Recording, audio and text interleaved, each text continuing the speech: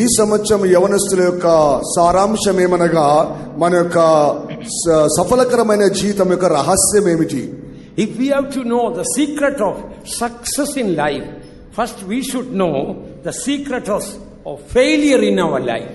நாம் நம்முடைய ஜீவியத்தில் ஜெயகரமான ஜீவியத்திற்குரிய அந்த ரகசியத்தை கண்டறிய வேண்டும் என்றால் முதலாவதாக நம்முடைய ஜீவியத்தில் ஏற்படுகிற தோல்விகளுக்குரிய రహస్యத்தை కண்டுபிடிக்க வேண்டும். సఫలకరమైన జీవితంకున్న రహస్యములు కనుగొనక ముందుగా మన జీవితంలో ఉన్న అపజయముల గురించిన రహస్యం తెలుసుకొనవలెను. Not lack of money, not lack of education, not lack of intelligence, or not lack of any name or fame, that will be the reason of failure in our life. நம்முடைய ஜீவியத்தில் தோல்விகள் ஏற்படுவதற்குரிய காரணம் நம்முடைய அனுபவ குறைவோ, கல்வி அறிவு குறைவோ, செல்வம் குறைவாக இருக்கிறதோ, அல்லது பெயரும் புகழும் கிடைக்கிற விஷயங்களில் நாம் குறைபட்டிருக்கிறதோ இல்லை. మన యొక్క జీవితంలో పలు విధములైన అపజయములన్నిటివి ఆ యొక్క విద్యాభ్యాసంలోను, లేకుంటే ధనము కొరతగా ఉన్నందువల్లనో, లేకుంటే మన యొక్క వ్యక్తిగతమైన జీవితమైన అనేక పనులలో మనము అపజయం పొందుతా అది సఫలకరమైన జీవితంలో ఉన్న అపజయం కూడిన రహస్యం కాదు. Some time ago I read in a newspaper, it's a banner heading, the life of Michael Acid. சற்று முன்பு சில நாட்கள் முன்பு நான் செய்தித்தாளில் தலைப்பு செய்தியிலே படித்தேன். Michael, you know, acid is such a dangerous liquid. His nickname is Michael Acid. Such a dangerous man. People gave the name, his name was Michael, but they put it Michael Acid. சில அமிலமானது மிகவும் பயங்கரமானது, ஆபத்து விளைவிக்கக்கூடியது. ஆகவே அதனுடைய தன்மையை సంబంధపడుతూ ஒரு మనిషిని Michael acid என்று எழுதியிருந்தார்கள். ఒక వ్యక్తి యొక్క జీవితం గురించి చూసినట్లయితే ఆ యొక్క యాసిడ్ అనేది ఎంతో ప్రమాదకరమైంది. ఆ యొక్క దాన్ని ప్రకటన చేస్తున్న సందర్భంలో మైకేల్ యాసిడ్ అనేది దానికి పేరు ఇవ్వబడి ఉంచినది. Everything appeared like successful in his life. அவனுடைய జీవితంలో எல்லா కార్యங்களும் జయకరமாக కానపట్టదాం. ఆయన యొక్క జీవితంలో ప్రతి కార్యము కూడా జయకరముగా కనబడి ఉంచినది. He was a rich man. அவன் ஒரு ஐஸ்வர்யவானாக இருந்தான். ఆయన ధనవంతుడైనాడు. She was a body builder, and his muscles and everything was so strong, and he was fair looking man. அவன் நன்றாக உடற்பயிற்சி செய்து அவனுடைய சதையெல்லாம் நல்ல ஆரோக்கியமுள்ளதாகவும் புஷ்டியுள்ளதாகவும் பார்க்க అழగుள்ளதாயும் కానపட்டது. శరీరములో ఆరోగ్యం గలవాడు, ఆ యొక్క శరీరములో బలిష్టమైన పలు విధములైన ఆ యొక్క బలముతో కూడా సౌందర్యంతో కూడిన వాడై ఉంచినాడు. He had golden teeth. அவனுக்கு தங்க பற்கள் இருந்தன. అతను బంగారం యొక్క పండ్లు ఉంచినవి. All over he had so many friends. அவனுக்கு எல்லா இடங்களிலும் ஏராளமான சிநேகிதர்கள் இருந்தார்கள். లోకమంతటను అతనికి స్నేహితులు ఉంటున్నారు. As a young man he was dying of AIDS. ஆனால் ஒரு வாலிபனாக இருந்தவன் ఎయిడ్స్ వ్యాధిனால் మరితుக் கொண்டிருந்தான். అయినప్పటికీ ఆ యవనస్తుడు అనేది ఎయిడ్స్ వ్యాధి చేత చనిపోబోతున్నాడు. The newspaper told he gave AIDS to at least about 250 girls. அந்த செய்தித்தாளில் அவனுக்கு அந்த எய்ட்ஸ் வியாதி ஏறக்குறைய 250 பெண்கள் నిమిత్తமாக வந்ததாக குறிப்பிடப்பட்டுள்ளது. ఆయన యొక్క ఎయిడ్స్ వ్యాధి అనేది వార్తలో వింటున్నాను 250 మంది ఆడపిల్ల యొక్క జీవితంలో అది కలిగించినది. And some of those girls committed suicide with AIDS. அந்த சில பெண்களில் சிலர் கூட எய்డ్స్ வந்து தற்கொலை செய்து கொண்டார்கள். ఆయన ద్వారా పొందిన వ్యాధిని బట్టి అనేక ఆడపిల్లలు ఆత్మహత్య చేసుకొని ఉంటున్నారు. Some of them had babies born with AIDS. ஆனால் சில பெண்களுக்கோ ఎయిడ్స్ వ్యాధోடு కుழந்தைகள் பிறந்திருக்கின்றன. అయితే కొంతమంది ఆడపిల్లకైతే ఆ యొక్క ఎయిడ్స్ వ్యాధి ద్వారానే పిల్లలను కని ఉంటున్నారు. And when Michael Acid was dying with a diarrhea, even his own family didn't want to clean him and care. He died in his own filth. அந்த மைக்கேல் ஆசிட் என்பவன் வயிற்றுப்போக்கு அந்த நிலைமையிலே மரித்தான். அதன் மூலமாக அசுத்தமடைந்திருந்த அந்த இடத்தை அவனுடைய உறவினர்கள் சுத்தம் செய்யக்கூட விரும்பவில்லை. அந்த பரிதாபமான நிலைமையில் அவன் மரித்தான். మైకేల్ యాసిడ్ అనే ఒక వ్యక్తి తాను మరణిస్తున్న సందర్భంలో విరోచనాల చేత కష్టపడి తన కుటుంబీకులు కూడా తను ముట్టుకోలేక శుభ్రపరచలేక అదే ఒక మాలిన్యంలో అతడు అలాగే చనిపోయించినాడు. So Michael Acid's life, he thought it was enjoying life, but it was an utter miserable failure. Michael acid என்பவன் தன்னுடைய வாழ்க்கையில் எல்லாவற்றையும் உல்லாசமாய் அனுபவிக்கிற வாழ்க்கை என்று அவன் நினைத்துக் கொண்டிருந்தான். ஆனால் அவனுடைய வாழ்க்கையோ மிகவும் மோசமடைந்த ஒரு வாழ்க்கையாக மாறியிருந்தது. ఈ మైకేల్ ఆసిడ్ అనే ఒక వ్యక్తి తన యొక్క జీవిత కాలంలో సుఖభోగములతో జీవించినానని తలంచినాడే కానీ తాను పూర్ణంగా అపజయం పొందిన వాడుగా కనబడుచున్నాడు. So what is the secret of failure in life? ஆகவே ஜீவியத்தில் ஏற்படுகிறதான தோல்வியினுடைய ரகசியம் என்ன? అయితే జీవితంలో అపజయం కలుగుతున్న రహస్యం ఏమిటి? Let me read it from the Bible. Job chapter 20 verse 11. His bones are full of the sin of his youth, which I lie down with him in the dust, in the grave. நான் வேத வசனத்தில் அதற்குரிய காரணங்களை நான் வாசிக்கிறேன். யோபின் புத்தகம் 20ஆம் அதிகாரம் 11ஆம் வசனத்தில் அவனுடைய எலும்புகள் அவனுடைய வால வயதின் பாவங்களினால் நிறைந்திருந்து அவனோடு கூட மண்ணில் படுத்துக்கொள்ளும். యోబు రాసిన గ్రంథము 20వ అధ్యాయము 11వ వాక్యంలో మనం చదివినట్లయితే వారి ఎముకలు యవనములతో నిండి ఉంచున్నది, అయితే వారితో కూడా మంచులో అది పండుకొని ఉంచున్నది. There is something particularly serious about sin when you are young.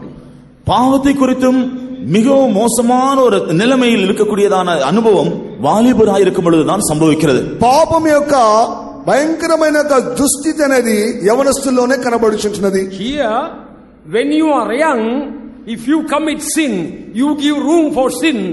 That sin does not only enter into your soul and spirit, it enters into your bones. நீங்கள் வாலிபராயிருந்து பாவம் செய்யும் பொழுது அல்லது பாவத்திற்கு இடம் கொடுக்கும் பொழுது அது உங்களுடைய ஆத்மாவிலும் ஆவிலும் பிரவேசிக்கிறது மாத்திரமல்ல, இந்த వసనத்தின் உங்களுடைய ఎలుంబుకుళ్ళుం అదే ప్రవేశిக்கிறது. నీ యవన కాలంలో ఒకవేళ పాపము చేసినట్లయితే ఆ పాపం అనేది నీ ప్రాణాత్మలో మాత్రమే కాకుండా నీ యొక్క ఎముకల్లోనికి కూడా అది వెళ్ళిపోతున్నది. You know, out of the whole body, the most solid part of the body is the bones. நம்ம எல்லாருக்கும் தெரிந்தபடி நம்முடைய சரீரத்தின் முழு சரீரத்திலே மிகவும் உறுதியான ஒரு பொருள் தான் நம்முடைய ఎలుంబుகள். మనమందరం ఎరిగిన విధముగానే శరీరంలో ఉన్న అన్ని అవయములో ఉన్న ఒక బలమైన స్థలమే ఎముకలైంచినవి. So he says, Job says, his bones are full of the sin of his youth, which shall lie down with him in the grave, in the dust. யோபு இங்கே சொல்லுகிறான், அவன் எலும்புகள் அவனுடைய வால வயதின் பாவங்களினால் நிறைந்திருந்து அவனோடு கூட மண்ணில் పడుతుకొள்ளும் அல்லது కల్లறையில் పడుతుకొள்ளும் என்று சொல்கிறான். యోబు చెప్తున్నాడు, ఈ ఎముకలన్నిటిలో కూడా ఆ యవన కాలంలో ఉన్న పాపం అనేది ఉంటున్నది, కానీ అది మంచులో పండుకొన్నట్లుగా చూస్తున్నాడు. So according to the stages of life, the seriousness of sin also differs. நம்முடைய ஜீவியத்தினுடைய பலவிதமான தரங்களில் நிமித்தமான தரங்கள் இருக்கிறது போல పావతునుடைய తరంగళం కూడా విత్యాసమా இருக்கின்றன. మన జీవితంలో పలు విధములైన తరములను ఎలాగో వస్తుంటున్నదో అలాగే పాపమునకు కూడా కొన్ని విధములైన తరములు ఉంటున్నవి. The young man, young woman, the sin you commit when you are young, unless you deeply repent and renounce about it, that sin will be in your bones, and with that sin you will go to the grave. That is what we read here. இங்கே நாம் வேத வசனத்தில் படிக்கிறது என்னவென்றால், ஒரு வாலிபனோ ஒரு வாலிப ஸ்திரீயோ பாவத்திற்கு இடம் கொடுத்தால், பாவம் செய்தால் அதை பற்றிய ஒரு உண்மை மனஸ்தாபத்தோடு அதை நாம் நம்முடைய ஜீவியத்தில் முற்றிலும் அகற்றி விடாவிட்டால் அந்த பாவம் நம்முடைய எலும்புகளில் தங்கி இருந்து கடைசியில் நம்முடைய மரணத்தில் கல்லறையில் வந்து పడుతుకొள்ளும் என்று சொல்லப்படுகிறது. యవన కాలంలో ఉంచిన యవనస్తుడే గాని యవనస్తురాలే గాని నీ యవన కాలంలో పాపము చేసినట్లయితే ఆ యొక్క పాపం అనేది నీ ఎముకల్లో ఉంటున్నది. దాని అర్థం ఏమనగా ఆ యొక్క ఎముకలతో కూడా నువ్వు మంటిలో సమాధిలో దిగిపోతుంటున్నా. That is why in Psalm 38:3 Psalmist says, there is no rest in my bones because of my sin. There is no rest in my bones because of my sin. ஆனபடியால்தான் சங்கீதக்காரன் 38ஆம் சங்கீதம் 3ஆம் வசனத்தில் சொல்லும் பொழுது, என்னுடைய பாவத்தின் நிமித்தமாக என்னுடைய எலும்புகளில் சௌக்கியம் இல்லை என்று சொல்கிறான். నా పాపం నిమిత్తమై నా ఎముకల్లో ఏమాత్రం కూడా క్షేమం లేదని కీర్తనకర్త చెప్తున్నాడు. In young life, the sin that you commit or we commit will make us restless in our bones. In other words, when you are young, when you commit sin, remember, it is worse than a bone cancer. நீ வாலிப பிராயத்திலே நாம் பாவம் செய்யும் பொழுது அது நிமித்தமாக நம்முடைய எலும்புகளில் இளைப்பாறுதல் இல்லாமல் போய்விடுகிறதாம். அதை வேறு வாரத்தில் சொல்ல வேண்டும் என்றால், வாலிப பிராயத்தில் பாவம் செய்கிறவர்கள் எலும்பு புற்றுநோய் வந்ததான நிலைமையில் இருக்கிறவர்களை பார்க்கலும் மோசமான நிலைமையில் இருப்பவர்கள். కీర్తన 38:3 వచ్చిన ప్రకారంగా నువ్వు ఎప్పుడైతే పాపము చేయించున్నావో ఆ యొక్క పాపం అనేది ఎముకల్లో వచ్చినప్పుడు ఆ ఎముకలకు స్వస్థత లేకుండా పోతుంది కనుక ఆ స్థలములోనే ఆ యొక్క క్యాన్సర్ వ్యాధిని వస్తుంటున్నది. Again the psalmist says in Psalm 31 verse 10 in the last portion, my strength faileth because of my iniquity and my bones are consumed.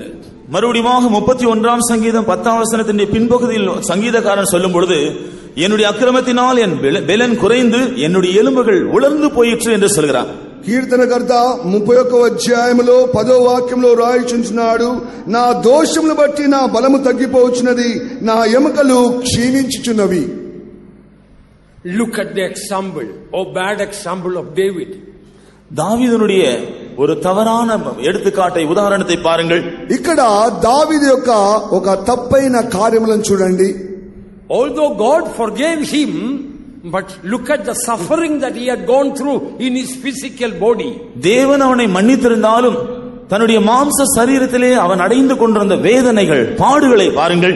దేవుడు అతన్ని క్షమించినప్పటికీ తన జీవితంలో ఆ యొక్క ఎముకల్లో క్షీణించిన కార్యము యొక్క వేదనను అతడు ప్రకటిస్తున్నాడు. You go home and read so many sicknesses in Psalm 38. At least 10 incurable diseases are mentioned there that David had. நீங்கள் போய் வீட்டிலே 38ஆம் சங்கீதத்தை படித்து பாருங்கள். அதில் அநேக வியாதிகள் பற்றி குறிப்பிடப்பட்டுள்ளது. விசேஷமாக தீர்க்கப்பட முடியாத, சுகமாக்கப்பட முடியாத 10 தீராத வியாதிகள் దావీదుకు இருந்ததாக அவன் சொல்கிறான். కీర్తనలు 38వ అధ్యాయం మీరు ఇంటికి వెళ్ళి చదవండి. అతడు స్వస్థత పొందలేని తీరని యొక్క వ్యాధులు, తన పాపం వలన కలిగిన కార్యములను అతడు ధ్యానిస్తున్నాడు. He died when he was 70 years old. According to the Old Testament time, 70 years old dying was like in these days when a young man of 30 or 25 is dying. பழைய ஏற்பாட்டு காலத்திலே 70 வயதுள்ள ஒரு மனுஷன் மரிப்பது தற்காலத்திலே 30 வயதுள்ள ஒரு மனிதன் மரிப்பதற்கு சமமாக இருக்கிறது. పాత నిబంధన కాలంలో 70 సంవత్సరాల వయసు గలవాడు చనిపోయే ఒక స్థితి అనేది ఈ కాలంలో 30 సంవత్సరాలనే వయసులో చనిపోయే స్థితిని బోధిస్తున్నది. And I will show a verse which may surprise you. Within that age, how sickly and weak he was in his body. அவன் அந்த வயதுக்குள்ளாக எவ்வளவு வியாதியும் பலவீனம் உள்ளவனாக இருந்தான் என்பதை குறிப்பிடுகிற ஒரு வசனத்தை நான் உங்களுக்கு காண்பிக்கிறேன். நீங்களே அதை கண்டு ஆச்சரியப்படுவீர்கள். ఆ వయసు మధ్యలో అనేక వ్యాధులు, అనేక వేదనలు తన జీవితంలో కలిగిన కార్యముల గురించి ఒక వచనం మీకు చూపించదను, మీరే ఆశ్చర్యపడెదరు. 1 Kings chapter 1 verse 1 says, now King David was old and stricken in years, and they covered him with clothes, but he could not get any heat. முதலாம் ராஜாக்கள் 1ஆம் அதிகாரம் 1ஆம் வசனத்திலே, தாவீது ராஜா வயது சென்று விருத்தாப்பியனான போது வஸ்திரங்களினால் அவனை மூடினாலும் அவனுக்கு அனல் உண்டாகவில்லை என்று நாம் படிக்கிறோம். మొదటి రాజులు 1వ అధ్యాయము 1వ వాక్యములో రాజైన దావీదు బహు వృద్ధుడు కాగా సేవకులు అతనికి ఎన్ని బట్టలు కప్పినను అతనికి వెట్ట కలగకయుండెను. Sin brings unnecessary suffering. பாவம் தேவையில்லாத பாடுகளை நமக்கு கொண்டு வருகிறது. పాపం అనేది అనేక విధములైన అవసరం లేని శ్రమలను తీసుకొని వస్తున్నది. Secret sins is the secret of the failure of your life. உங்களுடைய ஜீவியத்தில் காணப்படுகிற ரகசிய பாவங்கள் தான் ஆவிக்குரிய ஜீவியத்தில் காணப்படுகிற தோல்விக்குரிய ரகசியமாக இருக்கிறது. నీ యొక్క జీవితంలో ఉన్న రహస్య పాపములే రహస్యంగా అపజయ పొందుచున్న స్థితిని బోధిస్తున్నది. Your secret sins will bring failure into your life. உங்களுடைய ரகசிய பாவங்கள் உங்களுடைய ஜீவியத்தில் தோல்வியை உண்டாக்குகிறது. నీ రహస్య పాపములే నీ జీవితకాలం అంతయు అపజయములు తీసుకొని వస్తున్నది. If that is so, what is the secret of success in life? அப்படி என்றால் జయకరమైన జీవితం செய்வதற்குரிய రహస్యం தான் என்ன? అలాగే అయినట్లయితే ఆ సఫలకరమైన జీవితం యొక్క రహస్యం ఏమైంటున్నది? If that is so, if sin is the secret of the failure for life, then purity is the key or secret of success for our life. நம்முடைய ஆவிக்குரிய ஜீவியத்தின் தோல்விக்குரிய ரகசியம் பாவமாக இருக்கும் என்றால், அதே ஆவிக்குரிய ஜீவியத்தினுடைய வெற்றிக்கு ஜெயத்திற்குரிய காரணம், அதற்குரிய திறவுகோல் என்று சொல்லலாம், அதுதான் தூய்மை அல்லது பரிசுத்தம். మన ఆత్మీయ జీవితంలో ఈ యొక్క అపజయం అనేది మన రహస్యమైన పాపం ఉన్నట్లయితే, మన ఆత్మీయ జీవితంలో సఫలకరమైన జీవితం అనేది అది నిర్మలముతో కూడిన పవిత్రత కారణమైంచినది. In the eyes of the world, Joseph's life appeared to be an utter failure. உலகத்தாருடைய பார்வையிலே யோசேப்பினுடைய ஜீவியம் முற்றிலும் தோல்வி அடைந்த நிலைமையில் இருப்பதாக தோன்றியது. లోకం యొక్క దృష్టిలో చూచినట్లయితే యోసేపు యొక్క జీవితం అనేది అపజయకరంగా కనబడుచున్నది. When he was a teenager itself, his brothers hated him, persecuted him, tried to kill him and put him in the pit and sold him. அவன் வாலிபனாக இருந்த பொழுதுதான் அவனுடைய சகோதரர்கள் அவனை பகைத்தார்கள், வெறுத்தார்கள், துன்பப்படுத்தினார்கள், குழியிலே போட்டு விட்டார்கள், கடைசியில் அவனை எடுத்து விற்று போட்டார்கள். అతడు బాల్యంలోనే ఉంచినప్పుడు తన యొక్క సహోదరులు అతన్ని పగబట్టి, అసూయపడి, ద్వేషించి అతని జీవితం నాశనం చేయవాలని ఆ గోతిలో పడివేసించున్నారు. And he became a slave in a terrible house. The master was an angry man and the mistress or the master's wife was a terrible carnal sinful woman. அதன் பின்பு ஒரு அடிமையாக பயங்கரமான ஒரு வீட்டிற்கு போக வேண்டியிருந்தது. அந்த வீட்டினுடைய எஜமான் மிகவும் பயங்கரமாக கடினமானவனாக இருந்தான். அவனுடைய மனைவியோ மிகவும் மோசமான மாம்சத்திற்குரிய ஒரு ஸ்திரீயாக இருந்தாள்.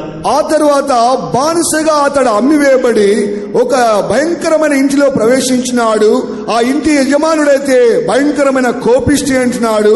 ఆ యొక్క యజమానురాలి భార్య అయితే ఆమె శరీర సంబంధమైన వ్యక్తి అయించినది. But when the trial came to keep his holiness, like a bold lion, he stood for purity. அவனுடைய பரிசுத்தத்தை பாதுகாக்க முடியாத சோதனை வந்த பொழுது ஒரு சிங்கத்தை போல ధైర్యமாய் அவன் பரிசுத்தத்திற்காக நின்றான். అయినప్పటికీ పాపం యొక్క శోధన తన జీవితంలో ప్రవేశించినప్పుడు సింహం వలె ధైర్యముగా ఆ బాల్యంలో అతను నిలబడగలిగి ఉంటున్నాడు. Again worse problems, he was put in prison indefinitely. அது நிமித்தமாக இன்னும் மோசமான பிரச்சனை தான் வந்தது. அவன் கால வரம்பையற்ற நிலைமையிலே சிறைச்சாலையிலே தள்ளப்பட்டான். దాని వల్ల అతడు సమస్యలో చిక్కుకొని చెరసాలలో వేయబడించున్నాడు. ఎప్పుడు విడుదల దొరుకుతుందో తెలియక ఉంటున్నాడు. In the eyes of the world, Joseph was an utter failure. உலகத்தாருடைய பார்வையிலே யோசேப்பு முற்றிலும் தோல்வியடைந்த ஒரு நபராக காணப்பட்டான். లోకం యొక్క దృష్టిలో చూసినట్లయితే యోసేపు యొక్క జీవితము పూర్తిగా అపజయం పొంది ఉంటున్నది. But what we read in Genesis 39 verse 2 and 3, I have no time to read, but what we read there, Joseph was a prosperous man. In another translations he said Joseph was a successful man even in that state. என்னாலும் ஆதியாகமம் 39ஆம் அதிகாரம் 22ஆம் 3ஆம் வசனங்களிலும் பார்த்தால் யோசேப்பு காரிய சித்தியுள்ள மனிதனாக இருந்தான் என்று சொல்லப்பட்டிருக்கிறது. வேறொரு மொழிபெயர்ப்பில் யோசேப்பு ஒரு ஜெயம் செய்யக்கூடிய ஜெயகரமான மனிதனாக இருந்தான் என்று அந்த சூழ்நிலையில் அப்படி காணப்பட்டதாய் சொல்லப்படுகிறது. ఆదికాండం 39వ అధ్యాయము 2-3 వాక్యంలో మనం చదివినట్లయితే యోసేపు ఆ యొక్క స్థితిలో కూడా అతడు సఫలకరమైన జీవితం చేసించున్నాడు. తానున్న స్థితిలో కూడా ఒక జయకరమైన జీవితం చేయగలిగించున్నాడు. The same chapter 23rd verse says, even after Joseph was put in prison, Joseph was a successful man. Again the word of God says. அதே அதிகாரம் 23ஆம் வசனத்திலே யோசேப்பு சிறைச்சாலையிலே போடப்பட்டிருந்தாலும் அங்கேயும் கூட அவன் காரிய சித்தி உள்ளவனாக அல்லது ஜெயகரமான ஜீவிக்கிற ஒரு மனுஷனாக இருந்தான் என்று வேதவசனம் சொல்கிறது. అదే 39వ అధ్యాయం 23వ వాక్యం చదివినట్లయితే ఆయన చెరసాలలో వేయబడినప్పటికీ ఆ స్థలములో యెహోవా వలన అతడు సఫలకరమైన జీవితం చేయగలిగించున్నాడు. So real success in life means we learn to keep our spirit, soul and body pure, clean in the sight of God. ஆனபடியால் நம்முடைய ஜீவியத்தில் ஆவி ஆத்மா சரீரத்தில் ஒரு உண்மையான ஜெயம் அவசியம் என்றால் தேவனுக்கு முன்பாக இவைகளில் நம்முடைய பரிசுத்தத்தை பாதுகாக்க வேண்டியது மிகவும் அவசியமாகும். సఫలకర జీవితం మనం చేయవాలంటే మన ప్రాణాత్మ దేహములో ఒక సఫలకరమైన జీవితం కనబడవాలంటే మనం నిర్మలమైన పవిత్ర జీవితం చేయొచ్చు మన దేవునికి మనం సమర్పించుకొని జీవించవలెను. And Daniel 1:8 says that Daniel purposed in his heart that he will not defile himself with anything. தானியேல் 1:8 தானியேலை குறித்து சொல்லப்பட்டிருக்கிறது. தானியேல் ராஜ போஜனத்தினால் தன்னை தீட்டுப்படுத்தாதபடிக்கு தன்னுடைய இருதயத்திலே தீர்மானம் செய்து கொண்டான் என்று சொல்லப்படுகிறது. దానియేలు గ్రంథం 1:8 వాక్యంలో చూసినట్లయితే ఆ యొక్క రాజ భోజనముల చేత నేనేమాత్రం అపవిత్ర పరచుకొనను అని ఒక తీర్మానంలో అతడు జీవించుంటున్నాడు. The man who determined to keep his life pure, we read in the same book of Daniel chapter 6 verse 28. So this Daniel prospered or was successful in the reign of Darius and in the reign of the Cyrus the Persian. தன்னுடைய ஜீவியத்தை தீட்டுப்படுத்தாமல் சுத்தமாய் பாதுகாத்துக் கொள்ளும்படியான தீர்மானம் செய்த அந்த தானியேலை குறித்து 6 அதிகாரம் 28 நாம் படிக்கிறோம். தரியு ராஜ்யபார காலத்திலும் பெர்சியனாகிய கோரேசுடைய ராஜ்யபார కాలத்திலும் దానియేలిன் కార్యం జయమాய் இருந்தது. ఎప్పుడైతే తన యొక్క జీవితము అపవిత్రపరచుకొనకూడదు అని తలంచినప్పుడు ఆ యొక్క దానియేలు దర్యావేషు ప్రభుత్వ కాలమందును పార్షికుడగు కోరేషు ప్రభుత్వ కాలమందును అతడు సఫలకరమైన జీవితంతో వర్ధిల్లినట్లుగా చూస్తున్నా. In other words, the secret of a successful, lasting successful life means you and I learn to keep our life pure, our thoughts pure, our eyes pure, our feelings pure, our imaginations pure, our desires pure. மற்றொரு விதத்தில் சொல்ல வேண்டும் என்றால் நீங்களும் நானும் ஒரு சரியான ஒரு ஜெயகரமான ஜீவியம் செய்ய வேண்டும் என்றால் அதற்குரிய ரகசியம் என்னவென்றால் நம்முடைய ஜீவியத்தில் நம்முடைய இருதயம், நம்முடைய மனது, நம்முடைய கண்கள், நம்முடைய எண்ணங்கள், நம்முடைய உணர்ச்சிகள், நம்முடைய தோற்றங்கள் இவைகள் எல்லாவற்றையும் பரிசுத்தமாய் பாதுகாத்துக் கொள்ளும்படியாக ஜாக்கிரதையா இருக்க வேண்டும். మన జీవితం అనేది ఒక సఫలకరమైన జయకరమైన జీవితం చేయవాలంటే ఎల్లప్పుడూ మన యొక్క మనసును, మన యొక్క హృదయమును, మన యొక్క శరీరమును, మన యొక్క తలంపులను, మన యొక్క ఉద్దేశములను, మన కోరికలన్నీ అది పవిత్రముగాను నిర్మలముగా కాపాడుకొనవలెను. Listen, young man, young woman, if you desire purity of life and pray for that, and then you go and sit before the television, you are tempting God. அருமையான வாலிபனே, வாலிப சகோதரியே, நன்றாய் கவனித்து கேளுங்கள். தேவனிடத்திலே நீங்கள் ஒரு உண்மையான தூய்மையான ஜீவியத்தை செய்யும்படியாக நீங்கள் ஜெபித்துவிட்டு அதன் பின்பு நீங்கள் போய் டெலிவிஷன் முன்பாக உட்கார்வீர்கள் என்றால் நீங்கள் ஒரு மாயமாலமான மனுஷன் தான். ప్రభువా, నేను ఒక సఫలకరమైన జీవితం చేయవలను, జయకరమైన జీవితం చేయవలనని నువ్వు తీర్మానం చేసి ప్రార్థన చేసిన తర్వాత నువ్వు టీవీ ముందుకు వెళ్ళినట్లయితే నీ దేవుని నువ్వు శోధిస్తున్నావు. You pray, Lord, keep my eyes pure, washed in the blood of Jesus, and then you go and watch television. You are really tempting and deceiving God. நீங்கள் தேவனை நோக்கி, ஆண்டவரே என்னுடைய எண்ணங்களை எல்லாம் சுத்தமாய் மாற்றும் கழுவும் என்று சொல்லி ஜெபித்து விட்டு டெலிவிஷன் முன்னால் போய் உட்காரவில்லை என்றால் தேவனை சோதிக்கிற ஒரு ஆளாக நீங்கள் இருப்பீர்கள். ప్రభువా, you are deceiving God. நீங்கள் தேவனை வஞ்சிக்கிற ஒரு ஆளாகவும் இருப்பீர்கள். ప్రభువా, నా యొక్క తలంపులు, నా కళ్ళను మీ కల్వరి రక్తంలో కడిగి పరిశుద్ధపరచమని ప్రార్థన చేసిన తర్వాత నువ్వు టీవీని చూసినట్లయితే నీ దేవుని ఎదుట నీవు దేవుణ్ణి మోసపరుస్తున్నావు, నీ యొక్క జీవితంలో ఆ విధముగా అపజయం పొందుతున్నావు. There is a saying in English, dare to be a Daniel. ஆங்கிலத்திலே ஒரு சொல் இருக்கிறது, தானியேலை போல துணி உள்ளவளாக, தைரியம் உள்ளவளாக இருக்க வேண்டும். ఒక సామెత ఉంటున్నది, దానిని వలె ఒక ధైర్యశాలిగా ఉండవలెను. Like Daniel told, I will not defile myself with anything. How many young people will decide, I will not defile any more of my life with the television or anything that can defile me. நான் என்னுடைய ஜீவியத்தை எந்த காரியத்தினாலும் தீட்டுப்படுத்த மாட்டேன் என்று தீர்மானம் செய்த தானியேலை போல டெலிவிஷனோ அல்லது உலக பிரகாரமான வேற எந்த காரியங்களினாலும் என்னுடைய ஜீவியத்தை நான் தீட்டுப்படுத்த மாட்டேன் என்று தீர்மானம் செய்யக்கூடிய எத்தனை வாலிபர்கள் இங்கே உண்டு? దానియేలు వలె నేను ఏ కార్యం చేతను దేని వల్లను అపవిత్రపరచుకునని చెప్పిన తీర్మానం ప్రకారంగా ఎంతమంది యవనస్తులు టీవీ ద్వారాను మరి ఇతర ఏ కార్యం ద్వారాను నన్ను నేను అపవిత్రపరచుకునని ఎంతమంది తీర్మానం చేయగలుగుతున్నారు? If you really do not love holiness, I tell you, you are a person without backbone. நீங்கள் உண்மையாய் பரிசுத்தத்தை விரும்பாவிட்டால், நேசிக்காவிட்டால், முதுகெலும்பில்லாத ஒரு மனுஷன் தான் நீங்கள் என்று நான் சொல்ல முடியும். నిజముగానే నీ ఒక పరిశుద్ధతను కోరనట్లయితే వెన్నెముక లేని ఒక శరీరముగా నువ్వు తిరుగుతుంటున్నావు. Today make a stand for purity. I will not defile my life with this thing or that thing or anything in the world. இன்றைக்கு நீங்கள் தூய்மை பரிசுத்தத்திற்காக ஒரு தீர்மானம் செய்யுங்கள். நான் என்னுடைய ஜீவியத்தை இந்த காரியத்தினாலேயோ உலகத்தில் காணப்படுற எந்த காரியத்தினாலும் தீட்டுப்படுத்திக் கொள்ள மாட்டேன். లోక సంబంధమైన కార్యం వల్లను వేరొక కార్యముల వల్లను నా జీవితం ఎన్నడూ నేను అపవిత్రపరచుకునని ఈ ఉదయకాలం ఒక తీర్మానం చేసి నువ్వు వెళ్ళవలెను. That Daniel who decided nothing can defile me with anything in the world, when Daniel was put in the den of lion, I think Daniel was like a lion and the lions were like kids frightened of Daniel. தானியேல் எந்த காரியத்தினாலும் தன்னை தீட்டுப்படுத்திக் கொள்ள மாட்டேன் என்று தீர்மானம் செய்து தன்னுடைய ஜீவியத்தை காத்துக் கொண்டிருந்த பொழுது சிங்கக்கெபியிலே அவன் போடப்பட்டான். சிங்கக்கெபியிலே தானியேல் சிங்கத்தை போல தைரியமாயிருந்தான். சிங்கங்களோ அவனை பார்த்து பயப்படுகிறதான குழந்தைகள், அந்த சிங்கக்குட்டிகளை போல பயந்து நடுங்குகிறவர்களாய் இருந்தன. Lambs, kids means lambs. ஆட்டுக்குட்டிகளை போல அவைகள் பயந்து நடுங்கின. దానియేలు తన జీవితంలో దేని ద్వారా నేను అపవిత్రపరచుకున్నాను తీర్మానం చేసి అలాగూ జీవించి తన్ను తాను కాపాడుకున్నందువలన ఆయన సింహం యొక్క బోన్లో పడవేయబడించినాడు.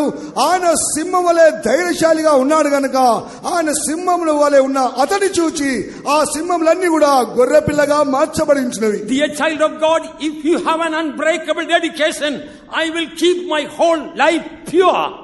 No lion will be able to touch you.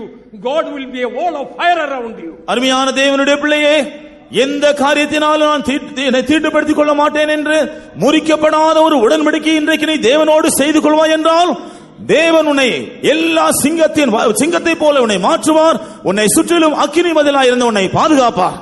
యవనస్తులారా, ఎప్పుడైతే మీ జీవితంలో సరైన విధముగా తీర్మానం చేసి దేని వల్ల నేను అపవిత్రపరచుకున్నానని నువ్వు చెప్పినట్లయితే నిన్ను దేవుడు ఒక సింహం వలె మారుస్తున్నాడు.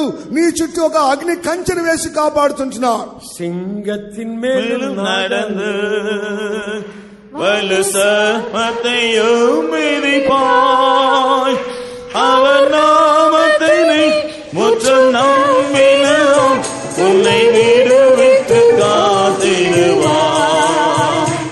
அவர் நாமத்தை நீ முற்றும் நம்பினதால் உன்னை விடுவித்து காத்திடுவார்.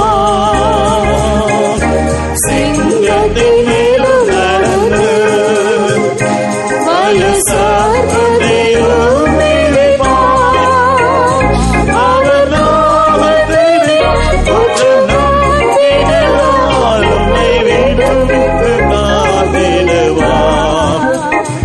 அவர் நாமத்தை நீ முற்றும் நம்பினதால் உன்னை விடுவித்து காத்திடுவார். God's word says, instead of sin entering into your bones, God wants fire from above may enter into your bones today. தேவனுடைய வசனத்தின்படி உங்களுடைய எலும்புகளில் பாவம் பிரவேசிப்பதற்கு பதிலாக தேவனுடைய அக்கினி உங்களுடைய எலும்புகளில் பிரவேசிப்பதை தேவன் விரும்புகிறார். దేవుడైతే నీ పాపం అనేది నీ ఎముకల్లో ప్రవేశించటకు అది కోరుతున్నట్లయితే పరలోకమందున దేవుడు నీ యొక్క ఎముకల్లో తన యొక్క అగ్నిని పంపవాలని కోరుచుంటున్నాడు. In Lamentation chapter 1 verse 13 says, from above he has sent fire into my bones. புலம்பல் 1 அதிகாரம் 13 வசனத்திலே நாம் படிக்கும் பொழுது அவர் உன்னதத்திலிருந்து என்னுடைய எலும்புகளில் அக்கினியை அனுப்பினார் என்று சொல்கிறது. విలాప వాక్యములు 1వ అధ్యాయము 13వ వాక్యంలో చదివినట్లయితే పరమ నుండి ఆయన నా ఎముకల మీదికి అగ్ని ప్రయోగించినాడు. When that fire of God will enter into your bones, the sin in your bones will be burned up into ashes. தேவனுடைய அக்கினி உங்களில் எலும்புகளில் பிரவேசிக்கும் பொழுது உங்களுடைய எலும்புகளில் இருக்கிறதான பாவம் సుట్టరికబట్టే సాంబలాయి మారివిడం. పరలోకము నుంచి దేవుని యొక్క అగ్ని దిగినట్లయితే నీ ఎముకల్లో దాగి ఉన్న పాపమును అది బూడిదగా మార్చివేస్తున్నది. The remedy for your sin in your bones, the fire of God from above is to come into your bones. உங்களுடைய எலும்புகளில் இருக்கிறதான பாவத்திற்குரிய பரிகாரம் உன்னதத்திலிருந்து தேவன் உங்களுக்கு அனுப்பக்கூடியதான அந்த அக்கினி ఎలుంబుகளில் ప్రవేశింపదన్ మూలమాగవే నీ యవన కాలంలో ఉన్న ఆ ఎముకలనగ పాపమును నశింపజేసే పరిహారం అనేది పరలోకం నుంచి దిగి వచ్చిన అగ్ని అనేది దాన్ని నాశనం చేయుచున్నది. That fire of God from above, the anointing of God entering into your bones can destroy, burn into ashes the sin that entered into your bones in your young life. உன்னதத்திலிருந்து வரக்கூடிய தேவனுடைய அக்கினியாகிய அந்த தேவனுடைய பரிசுத்தாவின் அபிஷேகம்தான் உங்களுடைய எலும்புகளில் காணப்படுகிற பாவங்களை எரித்து சுட்டெரித்து சாம்பலாக்கி மாற்றிவிடும். పరలోకములో ఉన్నతమైన దేవుడు తన యొక్క పరలోక అగ్నిని పంపినట్లయితే నీ ఎముకల్లో దాగి ఉన్న ఆ పాపం అనేది అగ్ని చేత దాన్ని బూడిదగా మార్చివేస్తున్నాడు. Those who believe the fire of God can enter into your bones and to destroy the fire in your the sin in your life, will you shout hallelujah? என்னுடைய எலும்புகளில் பரலோகத்தின் அக்கினி பிரவேசிப்பதன் மூலமாக என்னுடைய எலும்புகளில் இருக்கிற பாவங்களை அது சுட்டெரித்து போடும் என்று விசுவாசிக்கிறவர்கள் உங்களுடைய கரங்களை உயர்த்தி ஒரு ஹல்லேலூயா சொல்லுங்கள். ஹல்லேலூயா. There was a man in the Bible who had fire in his bones, another person. வேதத்திலே தன்னுடைய எலும்புகளில் தேவனுடைய அக்கினி உள்ளவனாய் காணப்பட்ட வேறொரு மனிதனை குறித்து நாம் காண்கிறோம். వేద గ్రంథంలో చూసినట్లయితే దేవుని యొక్క అగ్ని చేత నింపబడిన ఎముకల గల ఒక వ్యక్తిని చూడగలుగుతున్నాం. That was Elisha. அதுதான் எலிசா. ఆయనే Elisha. When Elijah went in the chariot of fire, he asked for a double portion of that fire to come upon him. Elisha அந்த அக்கினி ரதங்களை பின்தொடர்ந்து போகும் பொழுது அந்த அக்கினி அந்த அபிஷேகம் 2 மடங்காக தனக்கு வேண்டும் என்று கேட்டான். ఎప్పుడైతే ఏలియాను చూస్తున్నాడో పరలోకం నుంచి ఆ అగ్ని నాకు రెండంతలుగా దిగి రావాలని ఎలీషా కోరుకుంటున్నాడు. In one sense, the fire of God came into the bones of Elisha with a double portion. ஒரு விதத்தில் நாம் சொல்லலாம் பரலோகத்தின் அக்கினி 2 மடங்காக எலிசாவின் எலும்புக்குள் வந்தது. పరలోకం నుంచి అగ్ని అనేది రెండంతలుగా 2 వంతులుగా అతని మీదికి ఎముకల్లో దిగి వచ్చినట్లుగా చూస్తున్నాం. I want to tell an interesting story from the Bible. Afterwards, what happened even after Elisha died? What happened? வேதத்திலிருந்து மிகவும் அருமையான ஒரு சரித்திரத்தை நான் உங்களுக்கு சொல்ல விரும்புகிறேன். ఎలియా మరిత పిన్ அல்லது ఎలిసా మరిత పిన్ என்ன సంభవించது ఎన్கிறதான సంభవం. వేద గ్రంథంలో ఒక ఆశ్చర్యకరమైన సంభవం నేను చూపించబోతున్నాను. తరువాత ఎలీషా చనిపోయిన తరువాత ఏమి సంభవించిందో అక్కడ బోధింపబడుచున్నది. Elisha died and he was buried. Elisha మరిత అడకం చేయబడ్డాన్. ఎలీషా మరణించి సమాధి చేయబడినాడు. And one day enemies Moabites came to fight against Israelites. ஒரு நாள் இஸ்ரவேலரின் சத்துருக்களாகிய மோவாபியர்கள் அவர்களுக்கு விரோதமாக யுத்தம் செய்ய வந்தார்கள். ఇశ్రాయేలుకు శత్రులుగా ఉంటున్న మోయాబీలు వారితో యుద్ధం చేయడానికి బయలుదేరినారు. One Israeli soldier was dead. ஒரு இஸ்ரவேலுடைய போர் சேவகன் மரித்து போனான். ఒక ఇశ్రాయేలు ఆ యొక్క సైనికుడు చనిపోయించినాడు. And soon the Israelites wanted to bury him and leave because Moabites were invading the land. மோவாபியர்கள் அந்த இடத்திலே படையெடுத்து வந்து கொண்டபடியினால் இறந்து போனதான அந்த போர் சேவகனை சீக்கிரமாய் அடக்கம் செய்துவிட்டு அங்கிருந்து அவர்கள் சீக்கிரமாய் ஓடி போக விரும்பினார்கள். మోయాబీలు ఆ దేశమును ఆవరించినందువలన త్వరగా ఆ యొక్క శవను పాతిపెట్టి వెళ్ళవాలని ప్రయాసపడించున్నారు. People of Israel had no time to dig a burial hole or ground to put him there. அந்த இஸ்ரவேல் மனுஷரோ இந்த போர் சேவகனை அடக்கம் செய்வதற்கு அதற்குரியதான குழியை தோண்டி அடக்கம் செய்வதற்கு அவர்களுக்கு நேரமில்லை. సమాధి తవ్వి అతని పాతి పెట్టకో ఇశ్రాయేలులకు ఆ సమయంలో సమయం లేకుండా పోయించినది. There was Elisha's the grave remaining there, or normally they have a sepulchre which will be dug in a rock or somewhere and they put a stone there. That is the way Israelites normally buried people. சாதாரணமாக இஸ்ரவேலர்கள் அடக்கம் செய்யும் பொழுது அங்கே அந்த கல்லறை அதன் மேல் ஒரு பெரிய கல்லை மூடி வைத்து இவ்விதமாக தான் அவருடைய சப கல்லறைகள் இருக்கும். அப்படிதான் அங்கே ఎలీషాவின் కల్లறை இருந்தது. సాధారణంగా ఇశ్రాయేల్ జనులు సమాధి చేస్తున్నప్పుడు వారు అక్కడ వారిని పాతి పెట్టేసి ఒక పెద్ద రాయిని మూసివేస్తున్నారు.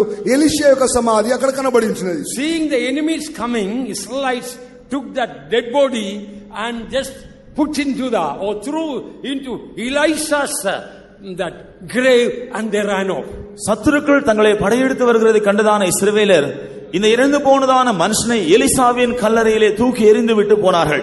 శత్రువులు వారిని తరుముతున్న సందర్భంలో ఈ యొక్క శవమును తీసుకుని వెళ్లి ఎలీషా యొక్క సమాధిలో పడవేసి వారు వెళ్లి ఉంచినారు. Listen, as soon as this dead body of this man who failed, who was defeated and killed in the battle, when his dead body touched the bones of Elisha, life came upon that slain man. He stood up as a man lively. நன்றாக கவனியுங்கள்.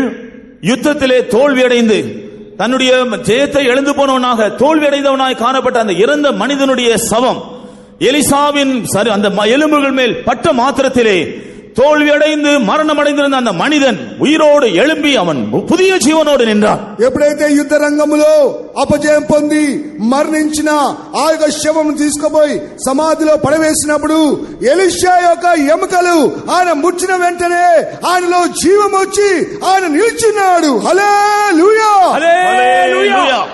When the man was let down and touched the bones of Elisha, he revived and stood up on his feet. இந்த எலிசாவினுடைய சவத்தின் மேல் அந்த மனிதனுடையதான சமம் வந்த மாத்திரத்திலே அவன் மறுபடியுமாக உயிரடைந்து எழும்பி நின்றான். శవం అనేది ఎలీషా ఎముకలను ముట్టిన వెంటనే తిరిగి అతడు జీవింపజేయబడి అతడు లేచి నిలబడి ఉంటున్నాడు. Elisha's dead bones had greater power, so to say, than so many of our Pentecostal people filled with the Spirit of God. Elisha's dead bones seem to have more power than some of the Pentecost people who are filled with the power of God. தேவனுடைய வல்லமையினால் நிரப்பப்பட்டிருக்கிறதான சில பெந்தேகோஸ்தே ஆட்களை பார்க்கிலும் ఎలీషాவினுடைய ఎలుముகள் మిగుంద జీవనుள்ளவைகளாய் వలమయుள்ளவைகளாய் இருந்தன. Pentecost సంఘంలో ఉంచిన దేవుని యొక్క జనులు నింపబడుచున్న పరిశుద్ధాత్మ కంటే ఎన్నో రెట్లు ఎక్కువగా ఎలీషా యొక్క ఎముకల్లో అభిషేకం అనేది ఉంటున్నది. Perhaps you may be the man slain in the battle against sin and flesh and world, and you are dead or slain in the battlefield. ஒருவேளை யுத்த களத்திலே பாவம் அல்லது மாம்சம் அல்லது உலகத்தினால் தாக்கப்பட்டு மரித்து போனதான பட்டயத்தினால் வெட்டப்பட்ட அந்த மனிதனை போல் இருக்கிறவர்கள் ஒருவேளை அது நீங்களாக இருக்கலாம். ఒకవేళ నీ యుద్ధ రంగంలో నీవు కూడా ఒక శరీర సంబంధమైన వ్యక్తిగాను లేకుంటే మరణించిన వ్యక్తిగాను పాపము చేత నింపబడిన వ్యక్తిగాను అపజయం పొందిన వ్యక్తి ఒకవేళ నీవే ఉండవచ్చును. Our Elisha is not dead, he is alive, not his bones but the power of the anointing of the Holy Spirit sent through him today can revive you and strengthen you. நம்முடைய Elisha நமக்காய் ஜீவிக்கிறார். அவருடைய எலும்புகள் அல்ல, அவர் நமக்கு அனுப்பக்கூடியதான அவருடைய பரலோகத்தின் அபிஷேகம் மரித்து போயிருக்கிற நம் ஒவ்வொருவருடைய ஜீவியத்தையும் அது உயிர்ப்பிக்கும். మన ప్రభువైన యేసుక్రీస్తు అనే ఎలీషా మన కొరకు ఆ యొక్క ఎముకలు మాత్రమే కాదు పరలోకం నుంచి ఒక అగ్ని అభిషేకం అనేది మనం తీసుకుంటున్నాం. I can be like an Elisha with a double portion of anointing, so to say, in our bones. நாம் எலிசாவை, நீங்களோ நானோ எலிசாவை போல நம்முடைய இரண்டு மடங்கான அபிஷேகத்தை பெற்று நம்முடைய எலும்புகளில் జీవనుள்ளவர்களாய் இருக்கலாம். ఎలీషా వలె మనం కూడా పోగొట్టుకున్న అభిషేకం అనేది తిరిగి పొందుకొని మనము బలవంతులుగా తిరిగి మార్చబడవలెను. Maybe spiritually dead people come in contact with us, they will be revived and they will become lively.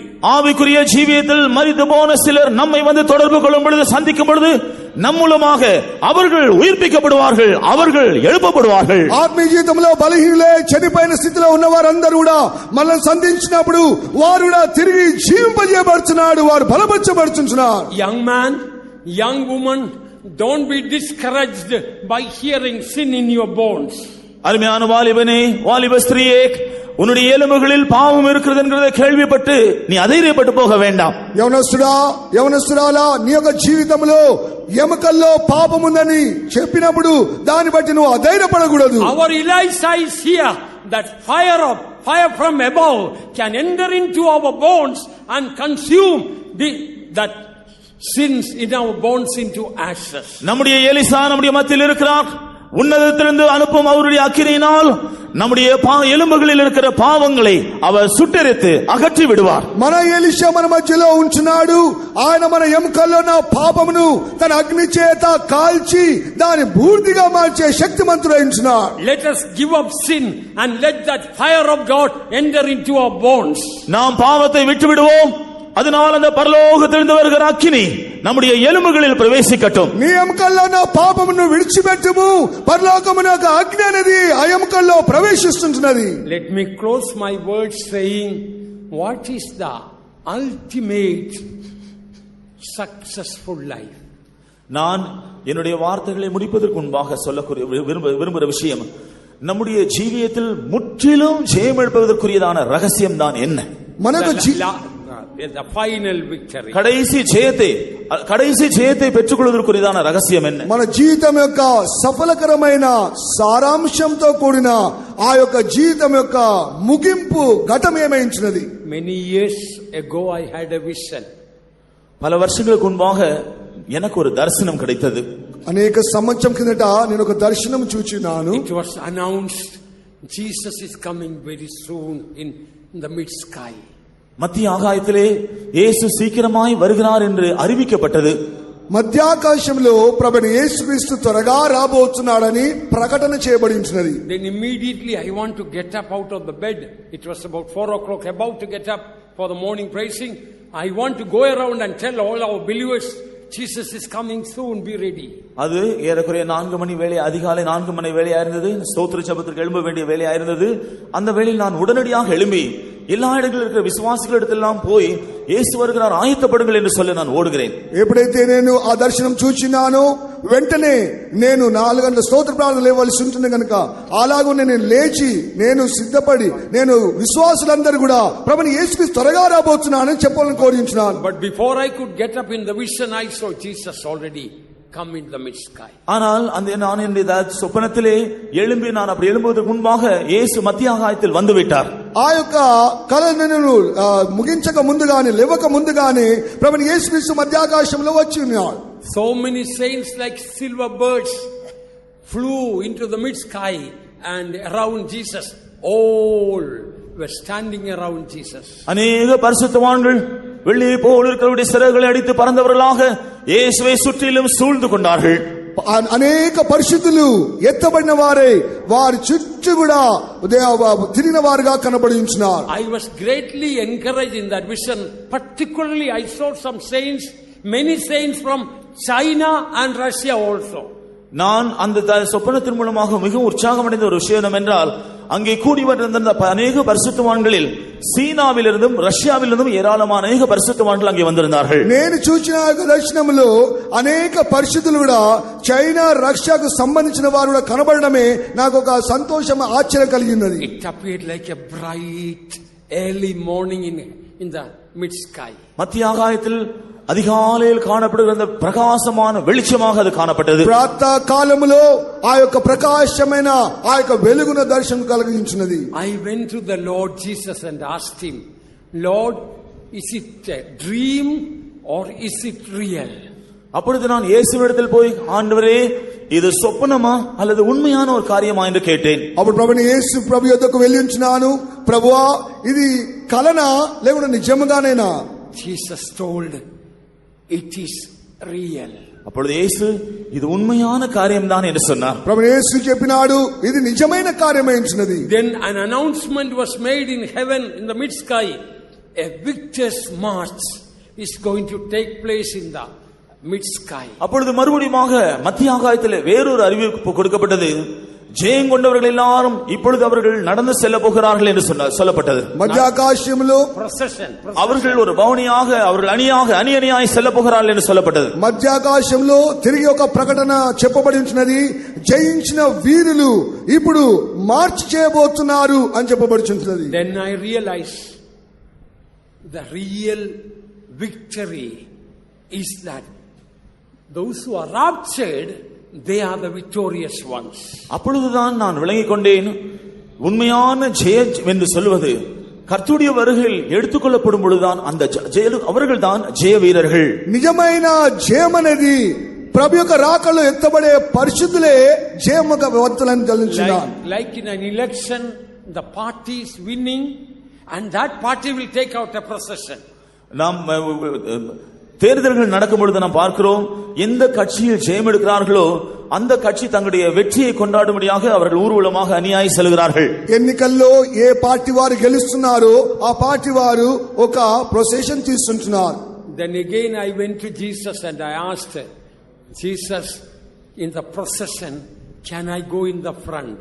மறுபடியும் நான் இயேசுவினிடத்தில் போய் கேட்டேன், இயேசுவே, இந்த வெற்றி நடைய போடுகிறதான அந்த ஜெய வீரர்கள் முன்பாக அந்த அணியிலே நான் முன்பாக போக முடியுமா என்று கேட்டேன். మరొకసారి ప్రభుని యేసుక్రీస్తుని అడిగించున్నాను, ప్రభువా ఈ యొక్క ఊరేగింపుకు ముందుగా నేను నిలబడి వెళ్ళవచ్చునా? He smiled at me and told, அவர் என்னை பார்த்து புன்முறுவலோடு சொன்னார். అతడు చిరునవ్వు నవ్వి ఇలాగ చెప్పినాడు. Jesus is very wise. He didn't say yes or no. இயேசு மிகவும் ஞானமுள்ளவர். ஆகவே அந்த என்னுடைய கேள்விக்கு ஆம் என்றோ இல்லை என்றோ சொல்லவில்லை. నా ప్రశ్నకు ఆయన అవునో కాదో అని ఏ జవాబు ఇయ్యలే. కారణం ఏంటంటే ఆయన జ్ఞానవంతుడై ఉన్నాడు. The Lord told me those who came first will go first.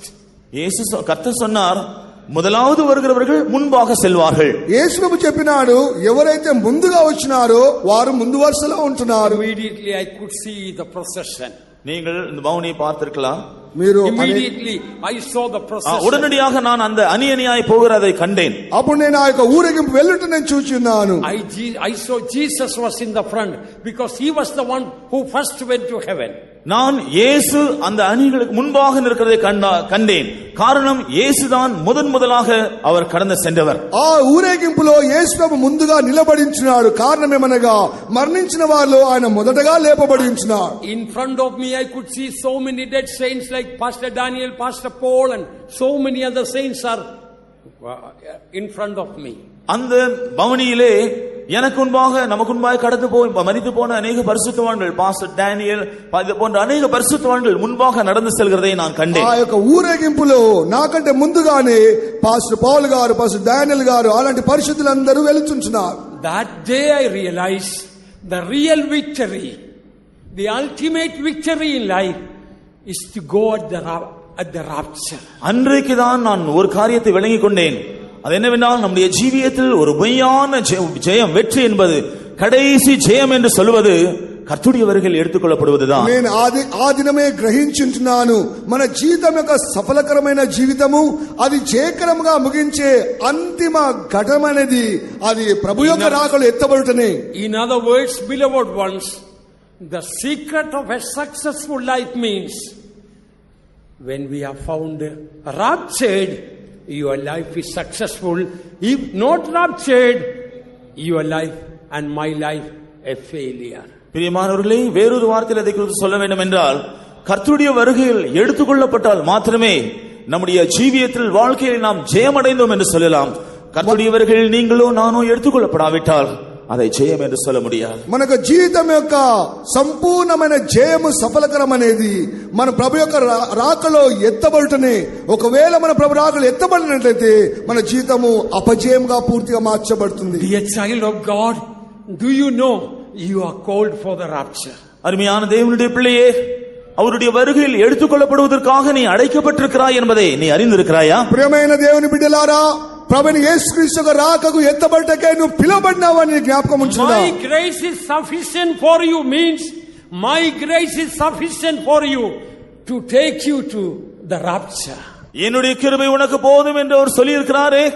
என்னுடைய கிருபை உனக்கு போதும் என்று சொன்னால் அவர் என்னுடைய வருகையிலே உன்னை எடுத்துக்கொள்வதற்கு அந்த கிருபை உனக்கு போதும் என்று சொல்வதுதான். నా కృప నీకు చాలును అని చెప్పిన ఆ యొక్క వాక్యం అనేది ప్రభువైన యేసుక్రీస్తు యొక్క ఆ రాకడకు ఎత్తబడకు ఆ కృప చాలునని అర్థం. God has not planned failure for us. God has planned only success, victory for us. தேவன் நமக்காக தோல்வியை தீர்மானம் பண்ணி திட்டம் பண்ணி வைக்கவில்லை, வெற்றியை ஜெயத்தை தான் நமக்காக அவர் திட்டமிட்டு இருக்கிறார். మన యొక్క జీవితంలో అపజయకరమైన జీవితం కలుగుటకు ఆ నిర్ణయించలేదు, జయకరమైన జీవితం చేసి ముగించుటకే ఆ నిర్ణయించి ఉన్నాడు. Our Jesus has gone before us victorious as the captain of the host. நம்முடைய இயேசு ஜெயங்கொண்டவராக சேனையின் அதிபதியாக நமக்கு முன்பாக போயிருக்கிறார். మన ప్రభువైన యేసుక్రీస్తు జయ వీరుడిగా జయశాలిగా అతడు సేనాధిపతిగా మన ముందుకు వెలుచున్నాడు. Jesus has given his victory for us. యేసు அவருடைய ஜெயத்தையே நமக்கு தந்திருக்கிறார். యేసు ప్రభు తన యొక్క జయమే మనకిచ్చి ఉన్నాడు. Jesus is going before us means victory is going before us. యేసు நமக்கு முன்பாக கடந்து செல்கிறார் என்றால் ஜெயம் நமக்கு முன்பாக கடந்து போகிறது என்பதுதான். యేసు ప్రభు మన ముందుగా వెలుచున్నాడనగా మన ముందు జయం అనేది వెలుచున్నది. Dear child of God, trust in the grace of God. அருமையான தேவனுடைய பிள்ளையே, தேவனுடைய கிருபையை நீ சார்ந்து கொள்வாயாக, நம்பிக்கை வைப்பாயாக. ప్రియమైన దేవుని బిడ్డ, యేసుక్రీస్తు యొక్క కృపయందు నువ్వు నమ్మిక ఉంచుకొనుము. His grace is sufficient for us. அவருடைய கிருபை நமக்கு போதும். ఆయన కృప మనకు చాలును. His grace will turn our failure into victory. அவருடைய கிருபை நம்முடைய தோல்வியை ஜெயமாய் மாற்றிவிடும். ఆయన కృపనే మన అపజయములన్నిటినీ జయకరంగా His మార్చుచున్నది. grace will turn our emptiness into fullness. அவருடைய கிருபை நம்முடைய வெறுமையை நிறைவுள்ளதாய் மாற்றிவிடும். ఆయన కృపనే మన ఖాళీ స్థలములు నింపుచుంటున్నది. His grace will turn our bitter into sweet. அவருடைய கிருபை நம்முடைய ஜெயத்தை நம்முடைய கசப்பான அனுபவத்தை இனிமையாய் மாற்றிவிடும். ఆయన కృపనే మన ఆ యొక్క చేదైన జీవితమును మధురముగా His మారుస్తుంది. grace will turn our water into wine. அவருடைய கிருபை நம்முடைய தண்ணீர் போல இருக்கிற அனுபவத்தை மதுரமாய் நல்ல திராட்சரசமாய் மாற்றிவிடும். ఆయన కృపనే నీటిని ద్రాక్షరసముగా మారుస్తున్నది. His grace will turn our filthiness into holiness. அவருடைய கிருபை நம்முடைய அசுத்தத்தை பரிசுத்தமாக மாற்றிவிடும். ఆయన కృపనే మన మాలిన్యమును పరిశుద్ధముగా His మారుస్తున్నది. grace will turn our shame into glory. அவருடைய கிருபை நம்முடைய அவமானத்தை மகிமையாய் மாற்றிவிடும். ఆయన కృపనే మన అవమానములను అది మహిమగా మారుస్తున్నది. He will turn, His grace will turn our confusion into peace. அவருடைய கிருபை நம்முடைய குழப்பங்களை சமாதானமாக மாற்றிவிடும். ఆయన కృపనే మన కలవరములన్నిటినీ సమాధానంగా His grace మారుస్తున్నది. will turn our death into life. அவருடைய கிருபை நம்முடைய மரணத்தை ஜீவனாக மாற்றிவிடும். ఆయన కృపనే మన మరణమును జీవముగా Yes, మారుస్తున్నది. His grace will turn our sickness into health. ஆம், அவருடைய கிருபை நம்முடைய வியாதியை ஆரோக்கியம் உள்ளதாய் மாற்றிவிடும். ఆయన కృపనే మనకు అనారోగ్యమును ఆరోగ్యముగా His మారుస్తున్నది. grace will turn our hell into heaven. அவருடைய கிருபை நம்முடைய நரகத்தை பரலோகமாய் மாற்றிவிடும். ఆయన కృపనే నరకములో నుండి పరలోకముగా మారుస్తున్నది. Shouting grace, grace unto it. Let us lay that headstone today, dear நாம் children. கிருபை கிருபை என்று முழக்கமிட்டவர்களாக ஜெய ஜீவியத்திற்குரிதான அஸ்திபாரத்தை போடுவோமாக. మన జీవితకాలం అంతయు కృప కృప అని చెప్పుచు మనము జయశాలిగా మన ముందుకు సాగిపోవాలి. Everything may fail us, but His grace will not fail us. மற்ற எல்லா காரியங்களும் நம்மை கைவிடும், அவருடைய கிருபை ஒருபோதும் நம்மை கைவிடாது. ఇతర కార్యములన్నీ కూడా మనం మర్చిపోయి ఆయన కృప నాకు చాలని చెప్పవాలి. Believe now, sin in your bones is going to be destroyed by the fire of God coming into your bones. தேவனுடைய அக்கினி உங்களுடைய எலும்புகள் வருவதன் மூலமாக இப்பொழுது உங்களுடைய எலும்புகளில் காணப்படுகிறதான பாவம் சுட்டரிக்கப்பட போகிறது என்று நீங்கள் விசுவாசியுங்கள். దేవుని యొక్క ఆజ్ఞ అనేది నీ యొక్క ఎముకల్లో దూరినట్లుగా నీ పాపం నీ యొక్క ఎముకల్లో పాపమన్ని తీసివేయబడిన నేను విశ్వసించవచ్చు. Every day we must shout, by grace I will go up at the rapture. ஒவ்வொரு நாளும் தேவனுடைய கிருபையினால் அவருடைய வருகையில் நான் எடுத்துக்கொள்ளப்படுவேன் என்று நாம் ஆர்ப்பரிக்க வேண்டும். ప్రతిదినము కూడా దేవుని యొక్క కృప ధ్యానించి కృప ద్వారా నేను రాకడికి ఎత్తబడతానని తలంచవలెను. How many of you believe God has not planned failure for me, victory for me? Raise up your hands and shout hallelujah. దేవుని యొక్క సన్నిధిలో నా యొక్క అపజయములన్నీ కూడా దేవుడు మార్చి నన్ను సఫలకరమైన జయ జీవితంగా మార్చగలనని విశ్వాసంతో దేవునికి స్తోత్రం చెల్లించండి. என்னுடைய ஜீவியத்தில் தேவன் தோல்வி அல்ல, ஜெயத்தை தான் திட்டம் பண்ணி இருக்கிறார் என்று விசுவாசிக்கிறவர்கள் உங்களுடைய கைகளை உயர்த்தி அல்லேலூயா சொல்லுங்கள். హల్లెలూయా. Shall we all stand up now, beloved ones? அருமையானவர்கள், நாம் எல்லாரும் இப்பொழுது எழும்பி நிற்போமாக. ప్రియమైన వాళ్ళందరూ లేచి నిలబడండి. The fire of God is here. தேவனுடைய அக்கினி இங்கே இருக்கிறது. ఇప్పుడు దేవుని అగ్ని నీ If ఉద్యోగపోచును. there is sin in your bones, the fire of God is going to enter into your bones today. உங்களுடைய எலும்புகளில் பாவம் இருக்கும் என்றால் இப்பொழுது தேவனுடைய அக்கினி அந்த எலும்புகளில் பிரவேசிக்க போகிறது. నీ ఎముకల్లో ఒకవేళ పాపం ఉన్నట్లయితే దేవుని యొక్క అగ్ని అనేది ఆ ఎముకల్లో దూరపోచును. There is an anointing that will take us from victory to victory, glory to glory, grace to grace. கிருபையிலிருந்து கிருபைக்கும், ஜெயத்திலிருந்து ஜெயத்திற்கும், மகிமையிலிருந்து மகிமைக்கும் நம்மை கொண்டு செல்லக்கூடியதான ஒரு அபிஷேகம் இப்பொழுது நமக்கு வரப்போகிறது. కృప నుండి కృపకును, జయము నుండి జయమునకును, మహిమ నుండి మహిమనకు వెళ్ళే ఒక అభిషేకం నీ మీదకి దిగి రాబోతున్నది. Hallelujah! హల్లెలూయా! வதூதரை காலமுடன் ஆரவாரதுமே கேட்க, தேவதூதரை காலமுடன் ஆரவாரதுமே கேட்க, அவர் கிருபையினால் மறுரூபமாக நம்மை தம்முடன் சேர்த்திடுவார். அவர் கிருபையினால் மறுரூபமாக நம்மை தம்முடன் சேர்த்திடுவார். தேவதூதரை காலமுடன் அருள்வாழ்த்துமே கேட்க, தேவதூதரை காலமுடன் அருள்வாழ்த்துமே கேட்க, அவர் கிருபையினால் மறுரூபமாக நம்மை தம்முடன் சேர்த்திடுவார். அவர் கிருபையினால் மறுரூபமாக நம்மை தம்முடன் சேர்த்திடுவார். அவர் கிருபையினால் மறுரூபமாக நம்மை தம்முடன் சேர்த்திடுவார். அவர் கிருபையினால் மறுரூபமாக நம்மை தம்முடன் சேர்த்திடுவார். அவர் கிருபையினால் மறுரூபமாக நம்மை தம்முடன் சேர்த்திடுவார். அவர் கிருபையினால் மறுரூபமாக நம்மை தம்முடன் சேர்த்திடுவார். அவர் கிருபையினால் மறுரூபமாக நம்மை தம்முடன் சேர்த்திடுவார். அவர் கிருபையினால் மறுரூபமாக நம்மை தம்முடன் சேர்த்திடுவார். அவர் கிருபையினால் மறுரூபமாக நம்மை தம்முடன் சேர்த்திடுவார். அவர் கிருபையினால் மறுரூபமாக நம்மை தம்முடன் சேர்த்திடுவார். அவர் கிருபையினால் மறுரூபமாக நம்மை தம்முடன் சேர்த்திடுவார். Hallelujah! Hallelujah! Hallelujah! Hallelujah! Hallelujah! Hallelujah! Hallelujah! Hallelujah! Amen! Hallelujah! Hallelujah! ஜெயம் கொண்ட பரிசுத்தரே, சீயோனின் சிகரமது, ஜெயம் கொண்ட பரிசுத்தரே, சீயோனின் சிகரமது, கோட்டையுடனே தேவராய் இறங்கிடுவார். நாட்டு கோட்டையுடனே தேவராய் இறங்கிடுவார்.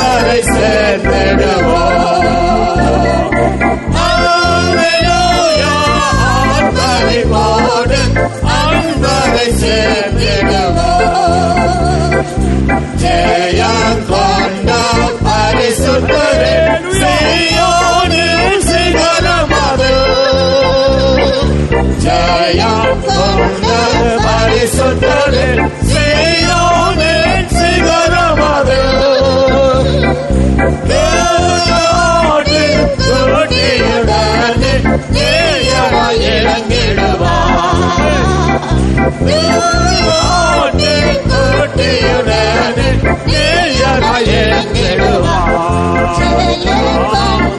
பரிசுத்தரே சீயோனின் சிகரமதில் ஜெயம் கொண்ட பரிசுத்தரே சீயோனின் சிகரமதில் தூயோடு கோட்டையுடனே நேயராய் எங்கிடுவார்.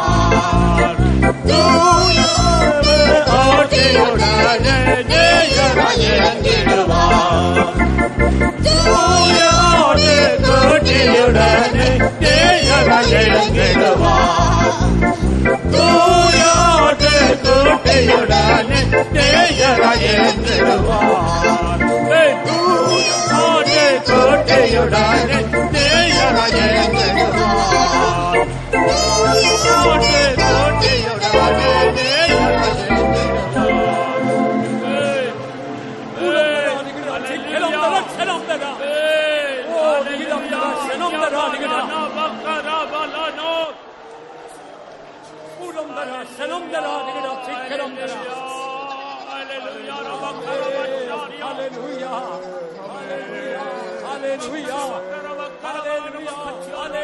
ஆனந்தம் ஆனந்தம் ஆனந்த நாளே ஆனந்தம் பேரானந்தம் ஆனந்த நாளே ஹல்லேலூயா ஆத்மரிப்போடு அன்பரை சேர்ந்திடுவோம். ஹல்லேலூயா ஆத்மரிப்போடு அன்பரை சேர்ந்திடுவோம். ஆனந்தம் பேரானந்தம் ஆனந்த நாள் அதுவே. ஆனந்தம் பேரானந்தம் ஆனந்த நாள் அதுவே. ஹல்லேலூயா ஆத்மரிப்போடு அன்பரை சேர்ந்திடுவோம். ஹல்லேலூயா ஆத்மரிப்போடு அன்பரை சேர்ந்திடுவோம். பேரானந்தம் ஆனந்த நாள் அதுவே. ஆனந்தம் பேரானந்தம் ஆனந்த நாள் அதுவே. ஹல்லேலூயா ஆத்மரிப்போடு அன்பரை சேர்ந்திடுவோம். ஹல்லேலூயா ஆத்மரிப்போடு அன்பரை சேர்ந்திடுவோம்.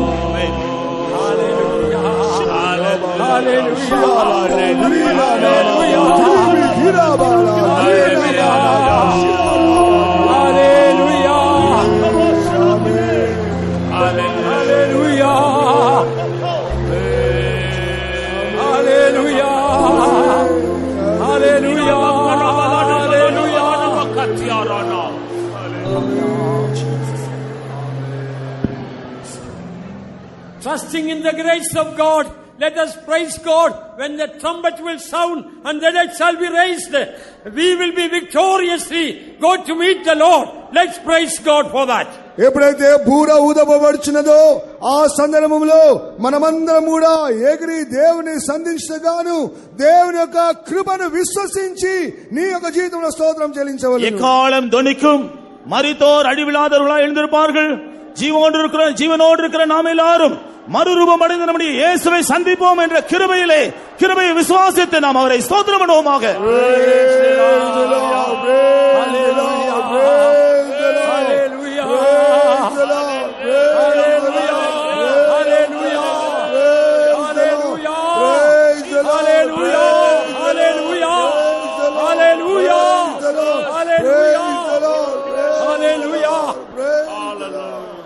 Change in the twinkling of an eye.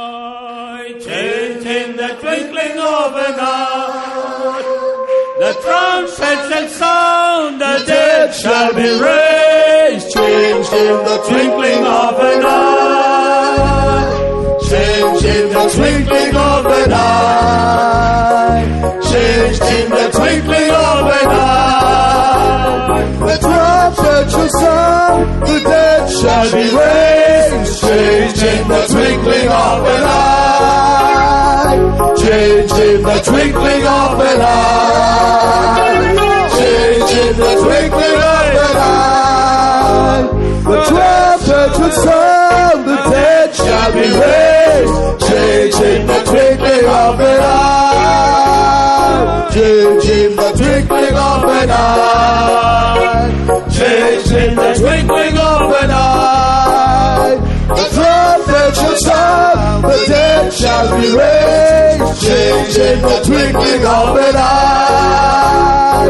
Change in the twinkling of an eye.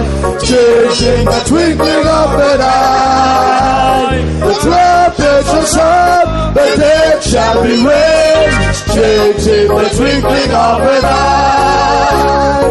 Change in the twinkling of an eye. Change in the twinkling of an eye. The trumpet shall sound, the dead shall be raised. Change in the twinkling of an eye. Oh, change in the twinkling of an eye. Change in the twinkling of an eye. Yes, the trumpet shall sound, the dead shall be raised. Change in the twinkling of an eye. Change in the twinkling of an eye. Change in the twinkling of an eye. Oh, the trumpet shall sound, the dead shall be raised. Change in the twinkling of an eye. Oh, the trumpet shall sound, the dead shall be raised. Change in the twinkling of an eye. Oh, the trumpet shall sound, the dead shall be raised. Change in the twinkling of an eye.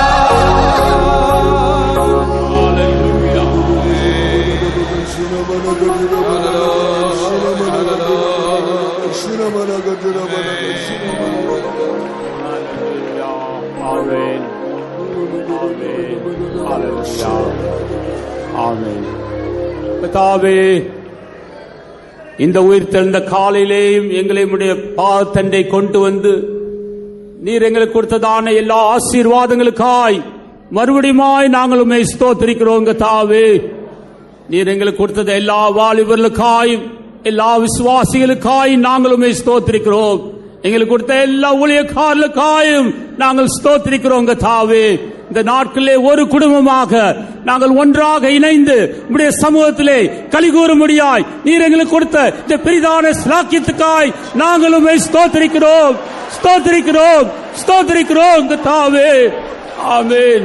இது எல்லாம் உம்முடைய இரக்கமே அன்றி வேறொன்று அல்ல. கர்த்தாவே, உம்முடைய கிருபையே அன்றி வேறொன்று அல்ல. கர்த்தாவே, இந்த காலை வேளையிலே அடியாரோடு நீர் உம்முடைய வசனத்தை கொண்டு திருவுளம் பற்றினபடினால் நாங்கள் உம்மை ஸ்தோத்திரிக்கிறோம். கர்த்தாவே, உம்முடைய வசனத்தின் பிரகாரமாக எங்களுடைய ஜீவியத்திலே வருகிறதான தோல்விக்கு பாவமே காரணம் என்று நாங்கள் உணர்ந்து கொண்டோம். அதுபோலவே எங்களுடைய வெற்றிக்கு கர்த்தாவே உம்முடைய அக்கினியானது எங்களுடைய எலும்புகளுக்குள்ளே பிரவேசிப்பதே வெற்றி என்பதை நாங்கள் உணர்ந்தோம்.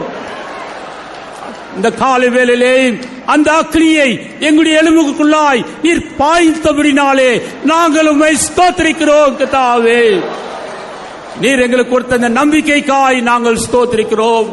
எந்த வேளை நீர் வந்தாலும், மத்திய ஆகாயத்திலே நீர் வந்தாலும் உம்மை நாங்கள் சந்திக்க எங்களை நீர் ஆயத்தப்படுத்துகிறீர். கிருபையினாலே நாங்கள் உடைய வருகிலே காணப்படுவோம் என்ற நம்பிக்கைக்காய் துதிக்கிறோம். எங்களை தாழ்த்துகிறோம். நாங்கள் ஒவ்வொரு இடத்துக்கு நாங்கள் திரும்பி போகும் பொழுது உடைய சமூகம் எங்களோட கூட போகட்டும், உடைய கிருபை எங்களோட கூட போகட்டும்.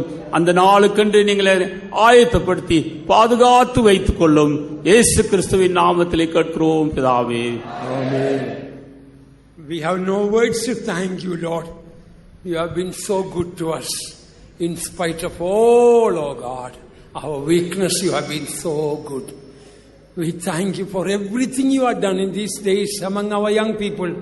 We thank you for the excellent cooperation of the staff and the volunteers and all others. We give all honor and glory unto Thee and to Thee alone. We know, Lord, it's going to be a great international, oh God, eternal camp is going to take place.